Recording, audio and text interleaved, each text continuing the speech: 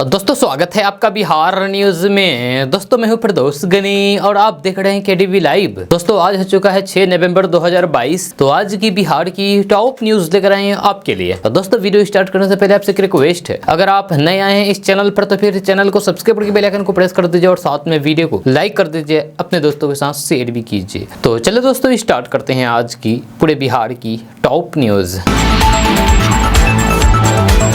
दोस्तों आज बिहार न्यूज में सबसे पहले बात करेंगे कि बिहार के उप मुख्यमंत्री तेजस्वी यादव ने केंद्र सरकार पर बड़ा आरोप लगाया है। उन्होंने कहा है कि केंद्र सरकार हमेशा से बिहार के साथ भेदभाव कर रही है। केंद्र सरकार बिहार को केंद्रीय सहायता राशि देने में भेदभाव कर रही है। तेजस्वी यादव ने कहा है कि इंफ्रास्ट्रक्चर की बात करें तो इसमें बिहार सबसे आगे है। ये हमारे लिए गर्व की बात है। इसमें अगर केंद्र सरकार भी सहयोग कर दे, बिहार काफी आगे चला जाएगा। विशेष राज्य का दर्जा मिल जाए तो फिर बिहार टॉप 5 राज्यों में पहुंच जाएगा। डिप्टी सीएम तेजस्वी यादव ने कहा है कि केंद्र सरकार बिहार के साथ पक्षपात कर रही है। उन्होंने कहा है कि हम केवल आरोप नहीं लगा रहे हैं बल्कि पूरी ताकत के साथ ही ये बात कर रहे हैं। हमारे पास इसे साबित करने के लिए कई प्रमाण हैं। दोस्तों बात करेंगे कि बिहार में रहने वाले लोगों के लिए बड़ी खबर सामने आ रही है। ताजा रिपोर्ट्स के मुताबिक बिहार के पटना, भागलपुर, नालंदा समेत बिहार के सभी जिलों में सरसों तेल महंगा हो गया है। वहीं सोया रिफाइंड और पाम रिफाइंड की कीमतों में भी तेजी देखने को मिली है। खबर के अनुसार बिहार में पाम रिफाइंड तेल की कीमतों में सबसे ज्यादा वृद्धि हुई है, जहाँ इसकी कीमत में 15 रुपए प्रति लीटर की दर से तेजी आई है, जबकि सरसों तेल समेत अन्य खाद्य तेल की कीमतों में 10 रुपए प्रति लीटर की दर से बढ़ोतरी हुई है। बिहार खुदरा विक्रेता महासंघ के महासचिव रमेश तलरेजा ने कहा है कि बेमौसम बारिश होने के से तिलहन फसलों को काफी नुकसान हुआ है। वहीं विदेशी बाजारों में खाद्य तेल की कीमतें बढ़ गई है, जिसके कारण सरसों तेल, सोया रिफाइंड और पाम रिफाइंड आदि की कीमत बढ़ रही है। दोस्तों बात करेंगे कि बिहार में स्वास्थ्य सेवाओं को दुरुस्त करने के लिए सरकार अलग अलग तरह की योजनाओं पर काम कर रही है। वहीं अब बिहार सरकार एक नई पहल करने जा रही है, जिसके तहत बिहार के सभी जिलों में पंचायत स्थित अस्पतालों की कमान गांव के मुखिया के हाथों में होगी। यह अस्पताल में प्रबंधन की जिम्मेदारी निभाते हुए अस्पताल के डॉक्टर, मुलाजिम और अस्पताल में कामकाज के साथ साथ सभी की हाजिरी की मॉनिटरिंग करनी होगी। नेशनल हेल्थ मिशन के तहत बिहार सरकार इस नई पहल पर काम कर रही है। वही गाँव के मुखिया को अपने इलाके के अस्पतालों की मॉनिटरिंग करने के साथ ही हॉस्पिटल का संरक्षण भी देखेंगे। इसके अलावा पंचायत स्तर पर स्वास्थ्य सुविधाओं के लिए जागरूकता अभियान चलाएंगे और लोगों को स्वास्थ्य के प्रति जागरूक भी करेंगे। आपको बता दूं कि इसको लेकर के प्रदेश के सभी पंचायतों में ग्राम स्वास्थ्य समिति का गठन भी किया जाएगा। दोस्तों बात करेंगे कि बिहार में नौकरी की तलाश कर रहे युवाओं के लिए अच्छी खबर सामने आ रही है। ताजा रिपोर्ट्स के मुताबिक पटना, पूर्णिया, भागलपुर, किशनगंज, अररिया, कटिहार सहित बिहार में 6000 पदों पर भर्ती होने वाली है। इसको लेकर के शिक्षा विभाग के द्वारा तैयारियां की जा रही है। खबर के अनुसार प्राथमिक शिक्षा निदेशक रवि प्रकाश ने सभी जिला शिक्षा पदाधिकारियों से 7 नवंबर तक जिले के स्कूलों में शारीरिक शिक्षा सह स्वास्थ्य अनुदेशक की खाली पड़े पदों की रिपोर्ट मांगी है। रिपोर्ट आने के बाद भर्ती के संदर्भ में नोटिस जारी किया जाएगा। आपको बता दो कि बिहार के अलग अलग जिलों में मौजूद 8386 मध्य विद्यालय में से एक शारीरिक शिक्षा सह स्वास्थ्य अनुदेशक के करीब 6000 पदों पर भर्ती की जाएगी। जल्द ही इसको लेकर के विभाग की ओर से अधिसूचना जारी किया जाएगा। दोस्तों बात करेंगे कि बिहार में ठंड की शुरुआत 10 नवंबर के बाद शुरू हो जाएगी। हालांकि रात के समय अभी से ही ठंड का एहसास शुरू हो गया है। जब मौसम विज्ञान केंद्र पटना की माने तो बीते 24 घंटे के अंदर 24 घंटे के दौरान बिहार के मौसम में कोई उल्लेखनीय बदलाव देखने को नहीं मिला है। मौसम आमतौर पर शुष्क बना हुआ है और आसमान मुख्य रूप से साफ रहा है। जब मौसम विभाग के मुताबिक बीते 24 घंटे के दौरान सबसे ज्यादा अधिकतम तापमान 33 डिग्री सेल्सियस नवादा में और फिर सबसे कम तापमान न्यूनतम तापमान 15.4 डिग्री सेल्सियस बांका में दर्ज किया गया है, जबकि औसत अधिकतम तापमान 30 से 32 डिग्री सेंटीग्रेड और औसत न्यूनतम तापमान 18 से 20 डिग्री सेंटीग्रेड के आसपास रहा है। दोस्तों बात करेंगे कि बिहार में एक महिला ने प्रेमी को पाने के लिए पति की हत्या करवा दी। जहां पति को रास्ते से हटाने के लिए प्रोफेशनल किलर्स की मदद ली गई और उनको सुपारी दी गई। मामला रोहतास जिला के सासाराम से जुड़ा हुआ है, जहां पुलिस ने इस केस का खुलासा किया है। जहां पत्नी द्वारा पति की हत्या के मामले में पुलिस ने पत्नी को गिरफ्तार किया है। मामला 2 नवंबर का है, जब ऑटो सवार सिकंदर यादव की कुछ लोगों ने गोली मार करके हत्या कर दी थी। जब पुलिस ने इस मामले में जब अनुसंधान किया तो फिर दंग रह गई जब पता चला है कि मृतक सिकंदर की पत्नी पत्नी मंजू देवी का सरैया गांव के अशोक सिंह से प्रेम संबंध चल रहा है। इसी मामले में मात्र 22,000 रुपए की सुपारी देकर के इस हत्याकांड को अंजाम दिया गया है, जिसमें गांव के भुलन यादव नामक एक करीबी को मोहरा बनाया गया और फिर उसी के माध्यम से सिकंदर यादव को ऑटो में बैठा करके ले जाया गया तथा चेनारी के सबराबाद के पास राष्ट्रीय राजमार्ग पर उसे गोली मार दी गई।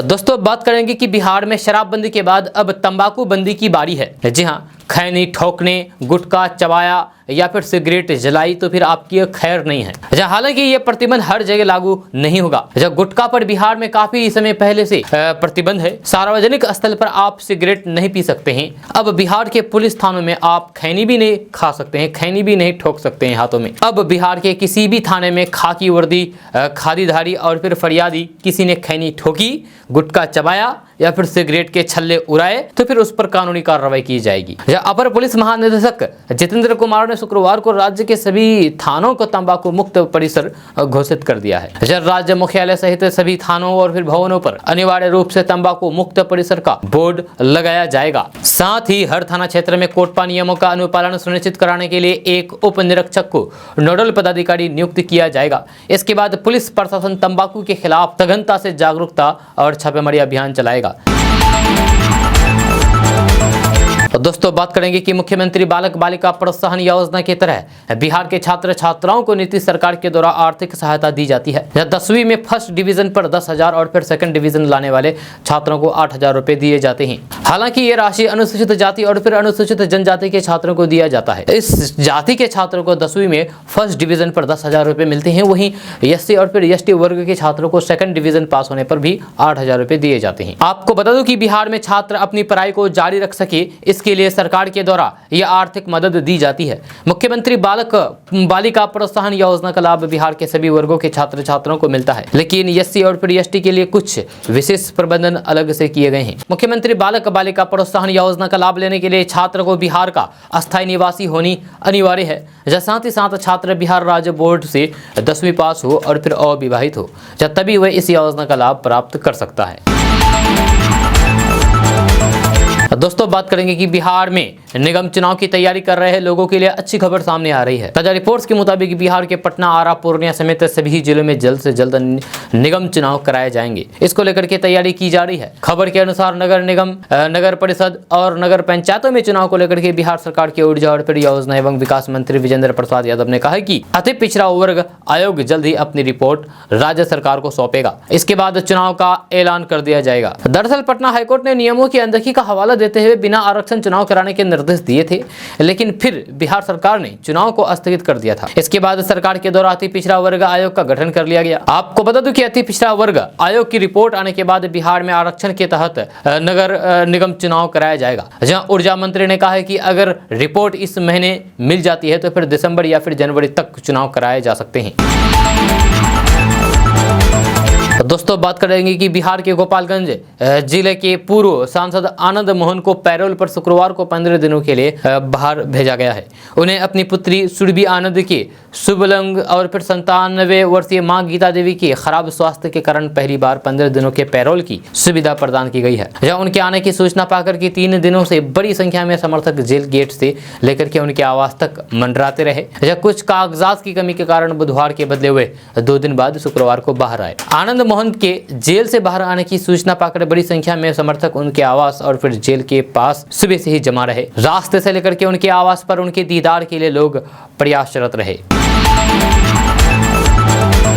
दोस्तों, बात करेंगे कि बिहार की 2 सीटों पर हो रहे उपचुनाव को लेकर के जेडीयू और बीजेपी के बीच सियासी खींचतान लगातार जारी है। इसी बीच जनता दल यूनाइटेड के प्रदेश अध्यक्ष उमेश कुशवाहा ने सुशील कुमार मोदी के बयान पर पलटवार किया है। उसमें उन्होंने दावा किया था कि जदयू और फिर आरजेडी का जल्द ही विलय होने वाला है। उपेंद्र कुशवाहा ने कहा है कि नीतीश कुमार और फिर तेजस्वी यादव के साथ आने के बाद से ही सुशील कुमार मोदी की बेचैनी बढ़ गई है। यही वजह है कि वे महागठबंधन को लेकर के लगातार अनर्गल बयानबाजी कर रहे हैं। उपेंद्र कुशवाहा ने कहा है कि सुशील कुमार मोदी को सब कुछ पता है। महागठबंधन के नेता नीतीश कुमार है और फिर पूरे अटूट के साथ सरकार चल रही है। सुशील कुमार मोदी अनर्गल बयान दे रहे हैं। इस तरह की कहीं कोई बात नहीं है। उन्होंने कहा कि बीजेपी नेता लाख दावा करें, लेकिन महागठबंधन दोनों सीटों पर चुनाव जीत रहा है और आज की तारीख को पूरा मामला सामने आ जाएगा। उन्होंने कहा है कि बीजेपी आरएसएस के एजेंडे पर काम कर रही है।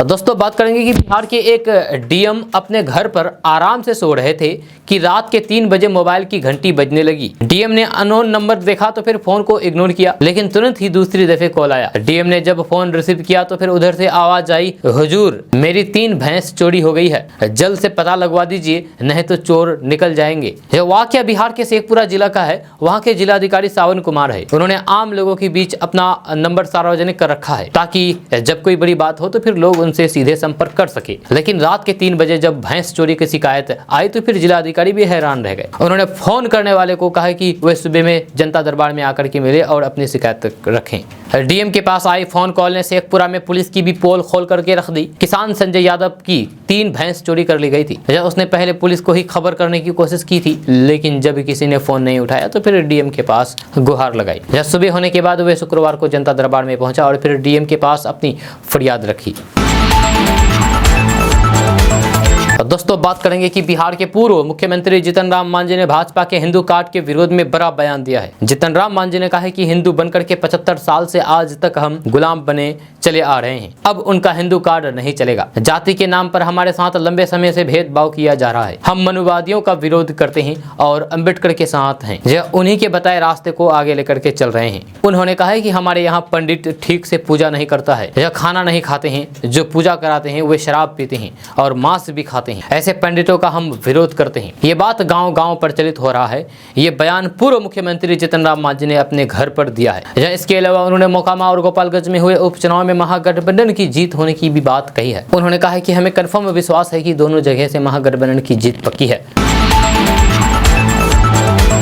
दोस्तों बात करेंगे कि बिहार के उप मुख्यमंत्री तेजस्वी यादव ने अपने भाषण में कहा कि कोसी हमारे राज्य का सबसे पिछड़ा क्षेत्र है, जिसे कई अलग अलग योजनाओं के तहत आगे बढ़ाने का काम शुरू कर दिया गया है। इसके साथ ही तेजस्वी यादव ने कहा कि राज्य के सभी जिले में एक मॉडल स्कूल की शुरुआत की जाएगी। बिहार को विशेष राज्य का दर्जा अभी तक नहीं मिल पाया है। अब बिहार में IT एजुकेशन का हब बनने की जरूरत है, जिसे जल्द ही किया जाएगा। तेजस्वी यादव ने कहा कि बिहार के बच्चे दिल्ली कोटा जाकर ही अपनी पढ़ाई करते हैं। वहाँ पढ़ने वाले भी बच्चे बिहार से रहते हैं या पढ़ाने वाले भी बिहार से रहते हैं। यहाँ तक कि वहाँ पर जो सिक्योरिटी गार्ड होता है वो भी बिहार से ही होता है। साथ ही जो कुक होते हैं, खाना बनाते हैं, वो भी बिहार से ही होते हैं। जी हाँ, अगर सभी लोग बिहार से हैं तो फिर बिहार में ही एजुकेशन हब क्यों नहीं बन सकता है। इस बात को लेकर के तेजस्वी यादव ने कहा है कि बिहार को एजुकेशन हब बनना है। इसके बाद उप मुख्यमंत्री तेजस्वी यादव ने कहा है कि जो भी वादा किया गया है वह सभी पूरे किए जाएंगे। जिस पर काम शुरू कर दिया गया है, जिस भी विभाग में पद खाली है उसे भरने का काम किया जा रहा है। ऐसे में जितनी नौकरियों का वादा किया गया था उससे कहीं ज्यादा बिहार की जनता को मिलने जा रहा है। दोस्तों गजल के प्रसिद्ध गायक जगजीत सिंह की एक मशहूर गजल है कि ना उम्र की सीमा हो न जन्म का बंधन, जब प्यार करे कोई तो देखे केवल मन। यह कुछ इसी तरीके का वाकया बिहार की राजधानी पटना में प्रकाश आया है। इस कहानी में 4 बच्चे की मां ने ना तो प्रेमी की उम्र देखी और न ही समाज का बंधन। प्यार ने जब असर दिखाना शुरू किया तो इसका अंत यमराज के दरवाजे पर जाकर हुई, यानी कि प्रेमी जोड़ी की मौत पर हुई। अब आप सोच रहे होंगे कि आखिर मामला क्या है, तो मामला पटना से सटे फतुहा के त्रिवेणी गंगा घाट की है। यहाँ एक प्रेमी जोड़ी ने पहले एक दूसरे के बाहों में बाह डाल करके जीने मरने की कस्में खाई, फिर खौफनाक कदम उठाया। कदम भी ऐसा उठाया जिसका अंत यमराज के दरवाजे पर जाकर के होती है। दरअसल त्रिवेणी गंगा घाट पर जहानाबाद के हुलासगंज का निवासी प्रेमी नालंदा के हिलसा थाना क्षेत्र के निवासी प्रेमिका जो 4 बच्चे की मां थी, एक दूसरे से मिलने के लिए पहुंचे थे। कुछ देर एक दूसरे से बात की और फिर जमीन पर गिर करके तड़पने लगे। आनंद फानन में लोगों ने देखा तो फिर उसको दोनों को इलाज के लिए पास के अस्पताल में दाखिल करा दिया, जहां डॉक्टरों ने दोनों को बचाने की में नाकाम रहे। जब पुलिस और स्थानीय लोगों के मुताबिक दोनों ने प्यार की इम्तिहान में फेल होने के बाद ऐसा कदम उठाया है। यह आपको बता दूं कि प्रेमिका 4 बच्चे की मां थी। जानकारी के मुताबिक प्रेमी युवक की पहचान जहानाबाद के हुलासगंज का निवासी टन के रूप में हुई है, जबकि प्रेमिका महिला की पहचान नालंदा जिले के हिलसा थाना क्षेत्र के निवासी के रूप में हुई है। यह महिला की उम्र लगभग 35 साल है, जबकि प्रेमी की उम्र 25 से 26 साल है। दोनों फोन पर संपर्क करके एक दूसरे से मिलने के लिए फतुहा के त्रिवेणीगंज गंगा घाट पर पहुंचे थे, जहां दोनों ने जहर खा करके अपनी जान दे दी।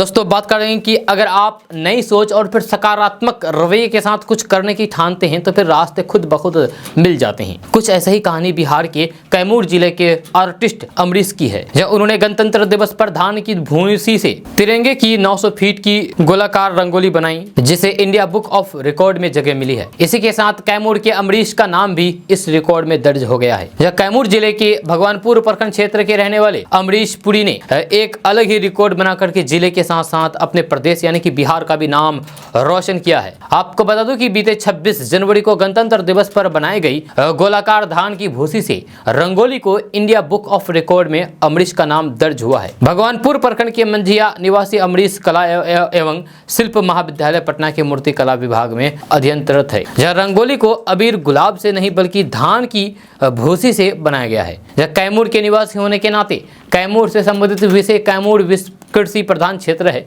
और इसी को देखते हुए रंगोली को तैयार किया गया था। रंगोली में विशेष प्रकार से जो रंग भरा गया वह नेचुरल रंग था। जिस स्थल पर इसे प्रदर्शित किया गया वह जगह गणतंत्र दिवस के दिन सेल्फी पॉइंट बन गई थी। रंगोली का आकार 900 वर्ग फीट है।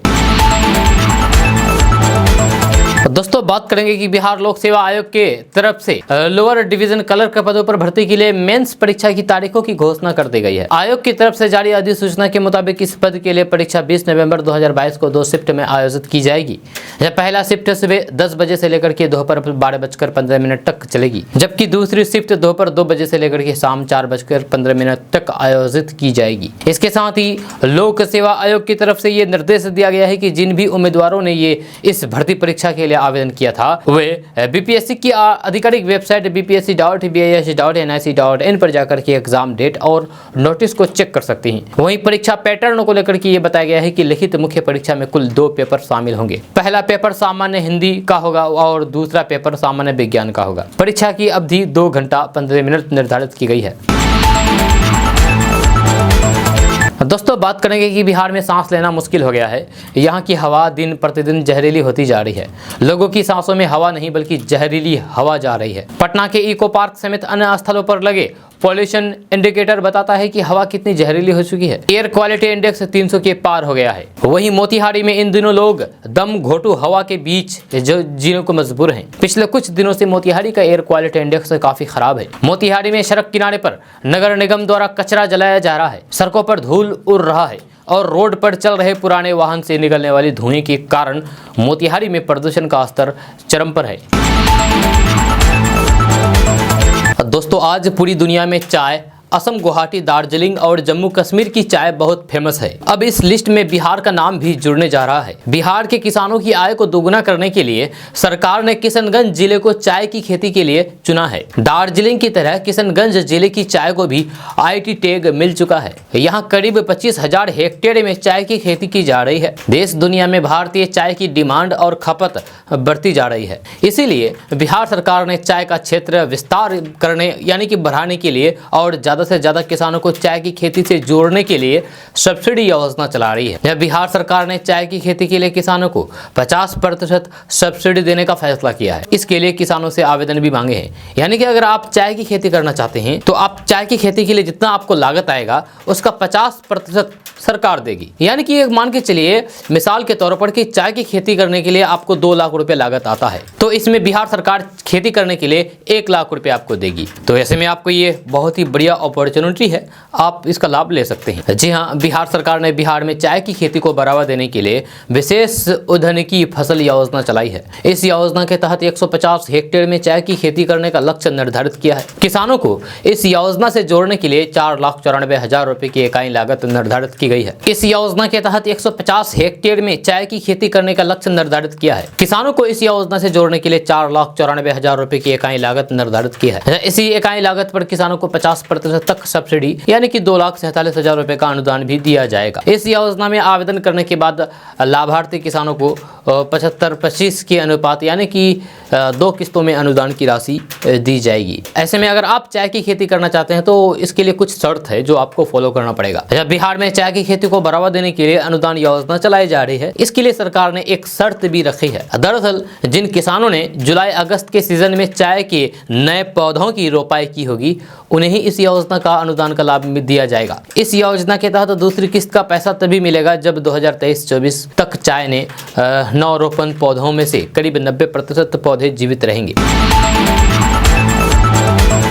दोस्तों अब बात करेंगे कि खनन भ्रष्टाचार मामले में झारखंड के मुख्यमंत्री हेमंत सोरेन की ईडी ने समन भेज करके पेश होने के लिए कहा है। अब इस मामले को लेकर के बिहार के उप मुख्यमंत्री आरजेडी प्रमुख लालू प्रसाद यादव के बेटे तेजस्वी यादव का नाम सामने आया है। उन्होंने मामले को लेकर के केंद्र सरकार पर जम करके हमला बोला, निशाना साधा। तेजस्वी यादव ने कहा है कि हमने पहले ही कह दिया था इसी तरीके से चलता रहेगा, लेकिन 2024 तक सभी को साथ आकर के मजबूती से लड़ाई लड़नी होगी। वहीं जब पत्रकारों ने तेजस्वी यादव से बीजेपी नेता सुशील कुमार मोदी के द्वारा राजद जदयू विलय के दावे को लेकर के सवाल पूछा तो फिर तेजस्वी यादव ने इस मामले पर जवाब नहीं दिया। इसके बाद जब पत्रकारों ने बिहार में प्रदूषण के स्तर को लेकर के दिल्ली के सीएम अरविंद केजरीवाल द्वारा दिए गए बयान को लेकर के सवाल पूछा तो फिर तेजस्वी यादव ने कहा कि उन्होंने उनका यानी कि केजरीवाल के बयान के नहीं देखा है, लेकिन उनको किस बात की चिंता है। अरविंद केजरीवाल के द्वारा बिहार में वायु प्रदूषण को लेकर के दिए गए बयान पर डिप्टी सीएम तेजस्वी यादव ने कहा है कि जितने भी डेवलप शहर है वहां पर वायु प्रदूषण होता ही है, चाहे वह महाराष्ट्र हो, दिल्ली हो या फिर बिहार। हम साफ सफाई पर काम कर रहे हैं। आप देख सकते हैं कि रैंकिंग के मामले में पटना की स्थिति बेहतर हुई है पहले से। इस मौसम में दिल्ली में लोगों की आंखें लाल हो जाती है। दोस्तों अब बात करेंगे कि बिहार में नगर निकाय चुनाव आरक्षण से संबंधित मसले पर सरकार की अधूरी तैयारी की वजह से टालना पड़ा है। पटना हाईकोर्ट ने नियमों की अनदेखी का हवाला देते हुए सुधार करने के बाद ही चुनाव कराने का आदेश दिया तो फिर प्रक्रिया को बीच में ही स्थगित करना पड़ गया। अब सभी के मन में ये सवाल उठ रहा है कि शहरी निकायों के चुनाव आखिर कब होंगे। इस बीच नगर निगम, नगर परिषद और नगर पंचायतों के चुनाव के मसले पर बिहार सरकार के ऊर्जा और योजना एवं विकास मंत्री विजेंद्र प्रसाद यादव ने कुछ संकेत दिए हैं। उन्होंने गुरुवार को बताया है कि अति पिछड़ा वर्ग आयोग जल्द ही अपनी रिपोर्ट राज्य सरकार को सौंपेगा। उन्होंने बताया है कि दीपावली और छठ जैसे पर्व के बावजूद भी आयोग लगभग 1 दर्जन जिलों का भ्रमण कर चुका है। दोस्तों बात करेंगे कि बिहार के नालंदा जिले में एक युवक को प्यार करना महंगा पड़ गया। दरअसल युवक की प्रेमिका ने उसे फोन करके मिलने बुलाया, फिर उसकी आंखों में मिर्ची पाउडर डाल दिया। इस दौरान वहां पास में छुपे प्रेमिका के पति ने युवक को गोली मार करके मौत के घाट उतार दिया। वहीं इस मामले में कार्रवाई करते हुए पुलिस ने दोनों आरोपियों को गिरफ्तार कर लिया है। जानकारी के मुताबिक मामला 29 अक्टूबर का है। घटना बिहार के नालंदा जिले के हिलसा अनुमंडल की तेलहारा थाना क्षेत्र के सैदपुर गाँव की है। जब मृतक की पहचान 24 साल की सोनल भारती के रूप में हुई है। सोनल पटना में बिजली विभाग में अनुबंध पर काम करता था। जब घटना के संबंध में बताया जा रहा है कि सोनल भारती के पिता संजय प्रसाद सिंह के लिए खुशबू कुमारी का परिवार काम करता था। इस बीच दोनों में प्यार हो गया। इसके बाद खुशबू कुमारी की शादी हो गई, पर उन दोनों का मिलना जुलना जारी रहा। लेकिन दोनों के प्रेम प्रसंग के बारे में खुशबू कुमारी के पति राहुल रविदास को पता चल गया। इसके बाद पति पत्नी ने सोनल को मारने की प्लानिंग बनाई। वहीं बीते 29 अक्टूबर को खुशबू कुमारी ने सोनल को घर से थोड़ी दूरी पर मिलने बुलाया। सोनल वहां पर अपने दोस्त नवीन के साथ गया हुआ था। सोनल के आते ही खुशबू ने अंधेरे का फायदा उठाया और फिर उसके चेहरे पर मिर्ची पाउडर फेंक दिया। इतना ही नहीं, पास ही खेत में छिपे उसके पति ने सोनल पर गोली चला दी, जिससे उसकी जान चली गई। दोस्तों बात करेंगे कि देश की राजधानी दिल्ली में प्रदूषण का मामला काफी चर्चा में है। बताया जा रहा है कि दिल्ली में हवा की गुणवत्ता खतरनाक स्तर तक पहुंच गई है। इस बीच दिल्ली के मुख्यमंत्री अरविंद केजरीवाल ने एक ऐसी रिपोर्ट शेयर की है जिसके बाद बिहार में भी प्रदूषण का मामला गर्म होने के आसार हैं। दरअसल अरविंद केजरीवाल ने एक रिपोर्ट शेयर करके दावा किया है कि प्रदूषण केवल दिल्ली की समस्या नहीं है, बल्कि बिहार, उत्तर प्रदेश और हरियाणा के शहरों के भी हाल बुरे हैं। इस रिपोर्ट के मुताबिक बिहार के मोतिहारी, बेतिया और कटिहार जैसे शहरों का AQI दिल्ली से थोड़ा ही कम है। जब बिहार के कटिहार जिले का प्रदूषण स्तर दिल्ली के बराबर हो गया है। कटिहार के AQI शुक्रवार की सुबह 11 बजे 402 पर पहुंच गया। वहीं सीवान और बेगूसराय में भी AQI 300 के पार पहुंच गया था।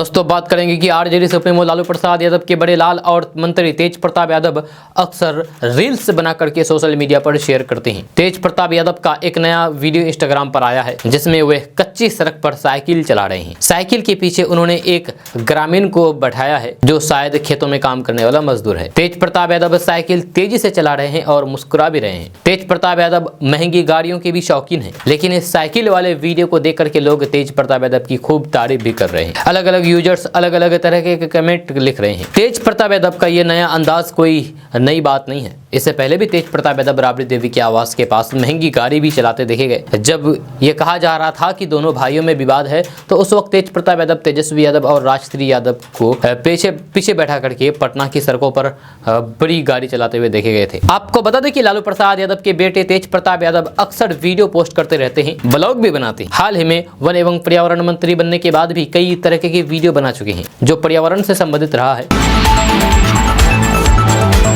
दोस्तों बात करेंगे कि बिहार में जन स्वराज यात्रा पर निकले चुनावी रणनीतिकार प्रशांत किशोर ने एक बार फिर से नीतीश सरकार के काम पर सवाल उठाया है। उन्होंने कहा है कि लोगों को लालू राज के जंगल राज की यादें अभी भी ताजा है। लोग लालू राज की कंपेयर मौजूदा नीतीश सरकार से करते हैं तो फिर पाते हैं कि स्थिति पहले से भी ज्यादा खराब है, भयावह हो चुकी है। अंतर बस इतना है कि लालू राज में अपराधियों का बोलबाला था, अब उनकी जगह नीतीश सरकार के अफसरों ने ले ली है। अब नीतीश कुमार के अफसर ही लुटेरे बन गए हैं। चंपारण पहुंचे प्रशांत किशोर ने कहा कि लालू के कालखंड से बुरा हाल आज हो चुका है। यह सारे विभागों में भ्रष्टाचार कायम है। इंदिरा आवास योजना और अन्य योजना पूरी तरीके से भ्रष्टाचार का केंद्र बन गया है। इंदिरा आवास जिसे पीएम आवास कहा जाता है, हर गांव में गरीबों को इसका लाभ दिया जाना है, लेकिन कोई गांव ऐसा नहीं है जहां लाभुकों को इसका लाभ लेने के लिए 25 से 30 हजार रुपए घूस में नहीं देना पड़ा हो। प्रशांत किशोर ने चंपारण की स्थिति को दयनीय बताया है, जहाँ दलित महादलित इलाकों में स्थिति इतनी विकराल है कि कई घरों में सोने के लिए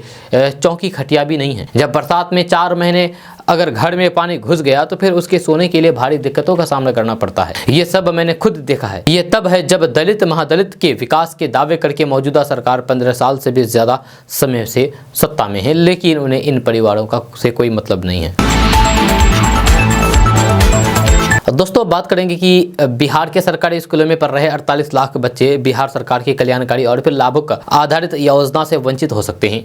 ये वे विद्यार्थी हैं जिनकी मेधा सॉफ्ट पोर्टल पर एंट्री नहीं हुई है। आधिकारिक जानकारी के मुताबिक कल्याणकारी और फिर लाभुक आधारित योजनाओं की पात्रता के लिए 75% उपस्थिति अनिवार्य है। इनके स्कूलों ने इनकी उपस्थिति को ही अभी तक सत्यापित नहीं किया है। आधिकारिक सूत्रों के मुताबिक ये कवायद 15 अक्टूबर तक पूरी हो जानी थी। जब मेधा सॉफ्ट पोर्टल पर इनकी उपस्थिति से जुड़े आंकड़े के सत्यापन न होने की पाने की वजह से ये कल्याणकारी योजना के लाभ से ये 48 लाख बच्चे वंचित हो सकते हैं।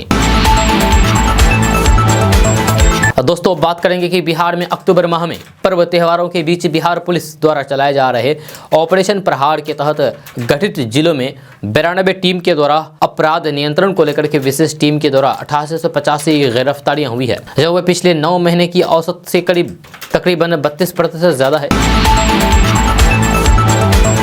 तो दोस्तों बात करेंगे नए शैक्षणिक सत्र से बिहार में बिना अनुमति के 8वीं कक्षा तक के निजी विद्यालय संचालित नहीं होंगे। जहां बिहार भर में बड़ी संख्या में संचालित हो रहे पहले से 8वीं कक्षा तक के निजी विद्यालयों पर सरकार ने नकेल कसते हुए अनुमति लेना अनिवार्य कर दिया है। यदि अनुमति प्राप्त किए बिना विद्यालय संचालित किए गए तो फिर सख्त कार्रवाई होगी। जब पहले से अनुमति प्राप्त निजी विद्यालयों को भी अपने अभिलेख शिक्षा विभाग के ई संबंध पोर्टल पर डीओ के माध्यम से अपलोड कराना जरूरी है। इस संबंध में शिक्षा विभाग की ओर से सभी जिला शिक्षा अधिकारियों को दिशा निर्देश जारी कर दिया गया है। शिक्षा विभाग ने अपने आदेश में निजी प्रारंभिक विद्यालयों के संचालन को आगाह करते हुए कहा है कि सरकार से अनुमति के लिए शिक्षा विभाग की वेबसाइट ई संबंध पोर्टल पर आवेदन करना होगा। नई व्यवस्था के तहत पहले से अनुमति प्राप्त विद्यालयों का ऑनलाइन डॉक्यूमेंट्स अपलोड करना होगा। इसके बाद जिला स्तर पर 3 सदस्यीय समिति द्वारा निर्धारित मापदंड के तहत जाँच की जाएगी और फिर अनुमति का प्रमाण पत्र निर्गत होगा। दोस्तों बात करेंगे कि बिहार में नया राजनीतिक विकल्प बनने की कोशिश में जुटे चुनावी रणनीतिकार प्रशांत किशोर ने एक बार फिर से सीएम नीतीश कुमार पर हमला बोला है। प्रशांत किशोर ने आरोप लगाया है कि नीतीश कुमार पर 15 साल पहले एक गांव में जूता फेंकने की घटना हुई थी, जिसकी वजह से गांव को जिला मुख्यालय से जोड़ने वाली सड़क से वंचित कर दिया गया है। प्रशांत किशोर ने अपने जन सुराज अभियान के तहत पश्चिमी चंपारण जिले में नीतीश कुमार पर कटाक्ष किया है। उन्होंने कहा कि उस घटना के चलते ग्रामीणों को सजा दी जा रही है। बिहार में करीब 3500 किलोमीटर लंबी पद यात्रा पर निकले प्रशांत किशोर ने योगापट्टी के लोगों से कहा कि नवलपुर बेतिया रोड की हालात ऐसी है कि कोई 5 किलोमीटर चल ले तो फिर उसे दमा हो जाए। सुबह से चल के आ रहे हैं, खांसी नहीं रुक रही है, घुटने तक धूल है, 15 बरस से यही हाल है। प्रशांत किशोर ने आरोप लगाते हुए कहा कि लोगों ने बताया है कि योगापट्टी में नीतीश कुमार आए थे, किसी ने मंच पर जूता उछाल दिया, इसी गुस्से में वे सड़क नहीं बनने दे रहे हैं। ये हाल तो राजतंत्र से भी बुरा है। उन्होंने कहा कि जूता उछालने वाला नहीं पकड़ा गया, लेकिन इलाके के लोगों को दंडित किया जा रहा है, सजा दी जा रही है नीतीश सरकार की तरफ से। दोस्तों बड़ी खबर बिहार के वैशाली जिले से सामने आई है, जहां बेखौफ अपराधियों ने महुआ से राजद विधायक और फिर तेजस्वी यादव के बेहद करीबी माने जाने वाले मुकेश रोशन को जान से मार देने की धमकी दी है। यह धमकी की खबर सामने आने के बाद जिले के पुलिस महकमे में हरकत मच गया है। जिले के पुलिस कप्तान ने इसे गंभीरता से लेते हुए तत्काल नगर थाना अध्यक्ष को मामले में कार्रवाई करने के निर्देश दिए हैं। बताया जा रहा है कि शुक्रवार रात तकरीबन 11:20 के करीब अपराधियों की ओर से फोन करके महुआ विधायक मुकेश रोशन को जान से मार देने की धमकी दी गई है। जब फोन पर मिली धमकी के बाद विधायक ने तत्काल इसकी सूचना एसपी मनीष को दी। दोस्तों बात करेंगे कि बिहार भारतीय जनता पार्टी भाजपा के अध्यक्ष संजय जायसवाल शुक्रवार को मिस्र में आयोजित अफ्रीकी देशों के सांसदों के सम्मेलन में शरीक हुए। इस दौरान दिए अपने वक्तव्य में उन्होंने अफ्रीका महादेश के विभिन्न देशों के सांसदों को भारत द्वारा गैर परंपरागत ऊर्जा स्रोत के क्षेत्र में किए जा रहे कार्यों के बारे में विस्तार से बताया। डॉक्टर संजय जायसवाल ने सोशल मीडिया के जरिए इसकी जानकारी देते हुए अपने पोस्ट में लिखा है कि शुक्रवार को मिस्र की राजधानी काहिरा होते हुए लक्सर पहुंच गया हूं। यहाँ अफ्रीकी देशों के सांसदों का सम्मेलन है। दोस्तों बात करेंगे कि बिहार में काबा गाने से लोकप्रियता हासिल करने वाली लोक गायिका नेहा सिंह राठौर ने अब अपने नए गाने से प्रधानमंत्री नरेंद्र मोदी और गुजरात सरकार पर निशाना साधा है। नेहा सिंह राठौर बिहार की चर्चित लोक गायिका है। अब उनका नया भोजपुरी गाना गुजरात में काबा रिलीज हो गया है। उन्होंने इस गाने पर मोरबी पुल हादसे का जिक्र करते हुए मोदी सरकार पर निशाना साधा है। सोशल मीडिया पर नेहा का ये नया गाना जमकर के वायरल हो रहा है। नेहा ने इसे अपने यूट्यूब चैनल और ट्विटर अकाउंट पर भी शेयर किया है। यूजर्स इस पर तरह तरह के कमेंट और रिएक्शन दे रहे हैं। दोस्तों बात करेंगे कि यूआईडीएफ प्रमुख बदरुद्दीन अजमल ने शुक्रवार को बिहार के मुख्यमंत्री नीतीश कुमार के नेतृत्व वाले महागठबंधन का स्वागत किया है और कांग्रेस तथा ममता बनर्जी के नेतृत्व वाली तृणमूल कांग्रेस से 2024 के लोकसभा चुनाव में सत्तारूढ़ भारतीय जनता पार्टी यानी कि भाजपा को हराने के लिए विपक्षी समूह में शामिल होने का आह्वान किया है। बदरुद्दीन अजमल ने कहा है कि नीतीश कुमार और महागठबंधन के नेता समूह के विस्तार की संभावनाओं का पता लगाने के लिए अगले महीने असम का दौरा करेंगे। यह कांग्रेस बिहार में महागठबंधन का हिस्सा है। दोस्तों बात करेंगे कि बिहार के स्वास्थ्य व्यवस्था की हालात सबके सामने हैं। स्वास्थ्य मंत्री तेजस्वी यादव भले ही ये कहते हुए नजर आते हों कि बिहार के स्वास्थ्य व्यवस्था को दुरुस्त करने वे लोग लगे हैं, यह सारी व्यवस्था की जा रही है, लेकिन लखीसराय में हुई घटना ने एक बार फिर से साबित कर दिया है कि असल सच्चाई क्या है। जी हाँ, 6 साल के बच्ची की जान एक झोला छाप डॉक्टर के कारण चली गई। जब बच्ची के सिर पर चोट आई थी, जिसे प्राथमिक उपचार के लिए उसके पास ले जाया गया था। तब तक बच्चा ठीक था, लेकिन जैसे ही डॉक्टर ने उसे इंजेक्शन लगाया, उनके हालात बिगड़ गए। फिर परिवार वाले उसे लेकर के सदर अस्पताल पहुंचे, जहां डॉक्टरों ने उन्हें मृत घोषित कर दिया। दोस्तों बात करेंगे कि विकासशील इंसान पार्टी के प्रमुख मुकेश सहनी ने बिहार की राजनीति में भूचाल पैदा करने वाला दावा किया है। उन्होंने कहा है कि आने वाले समय में भी हमारे बिना कोई भी गठबंधन बिहार की सत्ता तक नहीं पहुंच सकता है। मुकेश सहनी ने कहा है कि कार्यकर्ताओं की मेहनत का परिणाम है कि वीआईपी बिहार की राजनीति को दशा और फिर दिशा दे रहा है। मुकेश सहनी ने यह भी कहा है कि पार्टी की प्राथमिकता सत्ता कभी नहीं रही है, लेकिन सरकार बनाने के लिए अन्य दलों को वीआईपी से हाथ मिलाना पड़ेगा। आगे भी ये पार्टी उन्हीं प्राथमिकताओं को लेकर के आगे बढ़ेगी।